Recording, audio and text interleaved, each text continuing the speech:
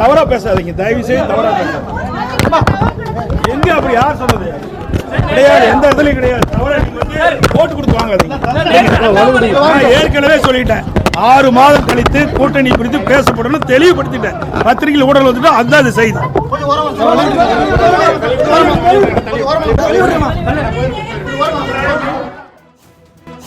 அண்மை செய்தி. அதிமுகவை அண்ணாமலை விமர்சிக்கவில்லை என்று அதிமுக பொதுச் செயலாளர் எடப்பாடி பழனிசாமி தெரிவித்துள்ளார். அதே நேரம் கூட்டணி குறித்து 6 மாதங்களுக்கு பின் தெளிவுபடுத்தப்படும் என்றும் அவர் தெரிவித்திருக்கிறார்.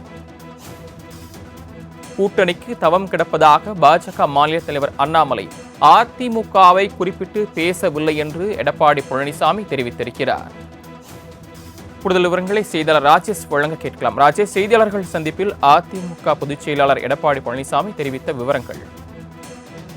அதிமுகவை பொறுத்த வரைக்குமே நேற்றைய தினத்தில் கடந்த சேலத்தில் பேசும் பொழுது எடப்பாடி பழனிசாமி பாஜக குறித்து கூட்டணி குறித்து கேள்வி எழுப்பப்பட்டது. அதற்கு எடப்பாடி பழனிசாமி தரப்பிலிருந்து 6 மாதம் பொறுமையாக இருங்கள், எங்களுக்கு திமுக மட்டும்தான் எதிரி, மற்றவர்கள் எங்களுக்கு எதிரி கிடையாது, திமுகவை வீழ்த்துவதற்காக யாரெல்லாம் எதிர்க்கிறார்களோ அவர்களோடு நாங்கள் கூட்டணி வைப்போம் என்று அவர் தெரிவித்திருந்த கருத்து என்பது அதிமுக பாஜக இடையே கூட்டணி ஏற்படுவதற்கான வாய்ப்புகள் இருப்பதாக தகவல் எல்லாம் வெளியானது. இதனைத் தொடர்ந்துதான் சென்னை விமான நிலையத்தில் நேற்றைய தினத்தில் பேசிய அண்ணாமலை பரபரப்பு கருத்து ஒன்று தெரிவித்திருந்தார். பாஜக தமிழகத்தில் வளர்ந்திருக்கிறது, பாஜகவுடன் கூட்டணி வைப்பதற்காக அனைவரும் தவம் கிடைக்கிறார்கள் என்று தெரிவித்திருந்தார்கள். இந்த நிலையில்தான் சென்னை ராயப்பேட்டையில் இருக்கக்கூடிய அதிமுக தலைமை அலுவலகத்தில் இன்று மகளிர் தின கொண்டாட்டங்கள் சிறப்பாக நடைபெற்றது. இதனைத் தொடர்ந்து செய்தியாளர்களை எடப்பாடி பழனிசாமி சந்தித்தார். அப்போது அண்ணாமலை கருத்து குறித்து கேட்கப்பட்டது. அதற்கு எடப்பாடி பழனிசாமி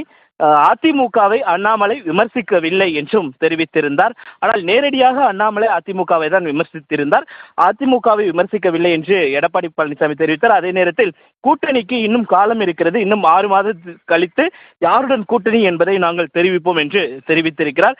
ஆக மொத்தத்தில் அதிமுகவை பொறுத்த வரைக்குமே பாஜகவுடனான அந்த கூட்டணி என்பது செல்லும் என அனைவரும் எதிர்பார்க்கக்கூடிய சூழ்நிலையில் அண்ணாமலையினுடைய கருத்துக்கு அதிமுகவின் பொதுச் செயலாளர் எடப்பாடி பழனிசாமி ஒரு மலுப்பலான ஒரு அளித்திருப்பது என்பது அதிமுக பாஜக கூட்டணி உறுதியாவதற்கான சமிக்ஞைகள் கிடைத்திருப்பதாகத்தான் அரசியல் விமர்சகர்கள் தெரிவிக்கிறார்கள்.